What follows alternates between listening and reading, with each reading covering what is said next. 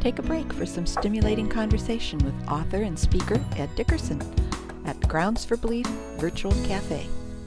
And now, here's Ed. Hi. Welcome to Grounds for Belief Virtual Cafe. You know, my dear friend Dr. Gary Patterson, who brilliantly presents the Gospels, often begins the study of Matthew by asking two questions. First, do you know why Matthew begins with a genealogy? Most people, myself included, when I first studied the book, have no idea why Matthew begins with a genealogy. So Gary follows with a second question. What does that tell you? Once again, bafflement reigned in my mind.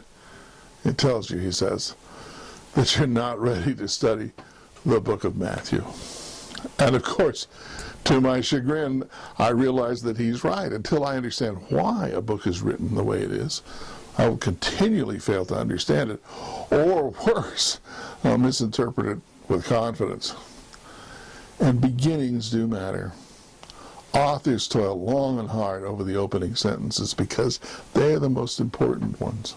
If an author fails to engage your audience at the start, the rest of the work will not even be read.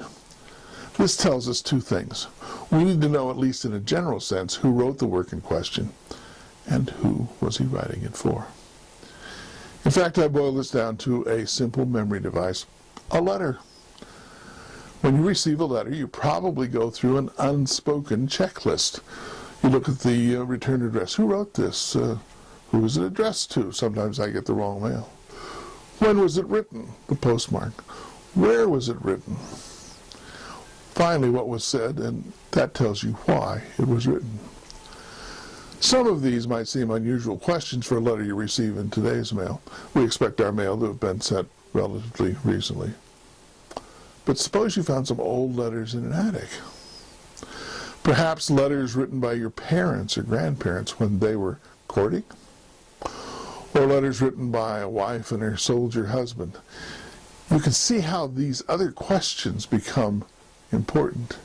Exactly where and when a letter was written by a soldier husband would make it much easier to understand. Or a letter written during the depths of the Great Depression, for example. Most of this information, as I say, we take for granted in the mail that we receive from day to day, but the farther away we get in space and time, the more important it becomes to understand these questions. When it comes to the book of Genesis, then, these questions loom large indeed. Who did write the book? Do we have any clue? And who was it written for? We'll begin to look at those questions next time. Until then, remember, God does not expect us to trust Him based on blind faith. On the contrary, in His Word and in His world, He's given us abundant grounds for belief. See you next time. Join us again soon at Grounds for Belief Virtual Cafe.